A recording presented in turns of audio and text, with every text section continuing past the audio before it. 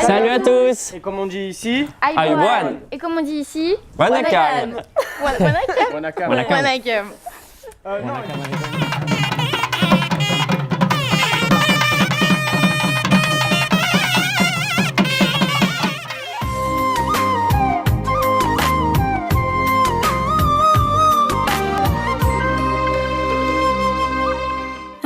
Le Sri Lanka, l'île resplendissante, l'insularité, la croisée des routes maritimes. Cette île a tant à offrir pour peu qu'on la laisse nous surprendre.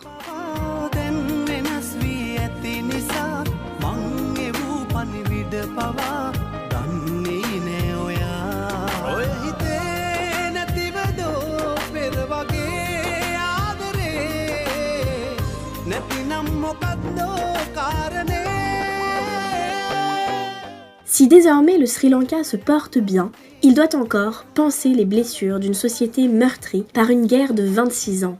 Tamouls et Singalais se sont en effet livrés à des affrontements sanglants sur la base de différences ethniques, allant jusqu'à la différenciation raciale. Les Singalais sont à majorité bouddhistes, tandis que les Tamouls comptent davantage d'hindous. Les musulmans constituent également un groupe ethnique à part, tandis que les chrétiens se répartissent dans l'une et l'autre des ethnies majoritaires.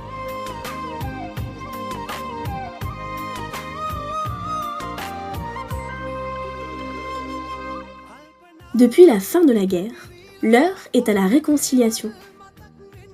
Malheureusement, il est difficile de l'envisager sans reconnaissance des exactions commises, en particulier sur la communauté tamoule, par la majorité singalaise. À ce jour, des enquêtes sont encore menées pour établir les faits et les accusations. En attendant la justice, la société s'active avec une résilience des plus remarquables. Malgré le contexte, le Sri Lanka est l'un de ces pays où nous avons trouvé des initiatives interconvictionnelles à chaque coin de rue et où l'espoir en était presque palpable. Les quelques jours passés avec l'Assemblée générale de United Religions Initiatives étaient une démonstration frappante de cette volonté sincère de changement. Ainsi, on retrouve une multitude d'organisations engagées pour l'harmonie entre les communautés et les organismes de jeunesse sont également proactifs dans ce domaine, avec Sri Lanka Unites et Global Unites, ou encore le tout nouveau Interfaith Colombo, initié quelques semaines après notre rencontre avec Suchit et Shifan, deux personnalités des plus engagées et déterminées.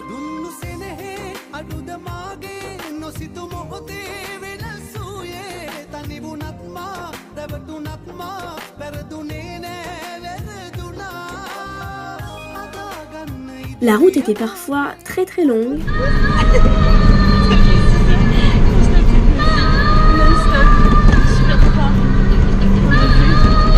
Et encore, c'est moins fort que tout à l'heure. La chaleur abrutissante. Et le dépaysement était total. Do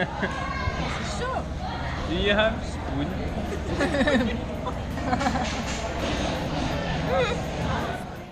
Mais de Colombo à Jaffna, en passant par Polonnaruwa, la beauté des paysages et la tendresse des Sri Lankais transcendaient partout où nous mettions les pieds.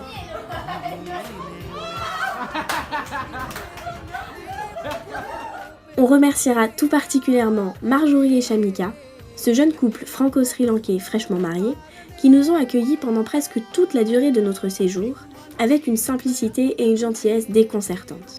Un grand merci également à la Chabad House, grâce à laquelle Bettina a pu fêter Yom Kippour. Nous quittons donc le Sri Lanka, enchantés par cette belle étape, et pas peu satisfaits d'avoir vu quelques éléphants. Bon, de très loin. Mais regardez, là, vous voyez? Mais si, là! Pas mal, non?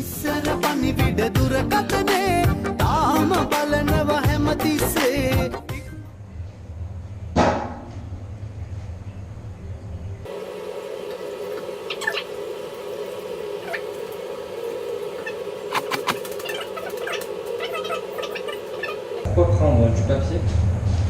C'est là.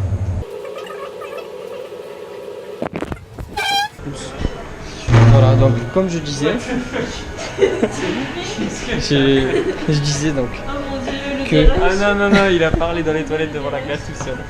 En montrant ses pecs.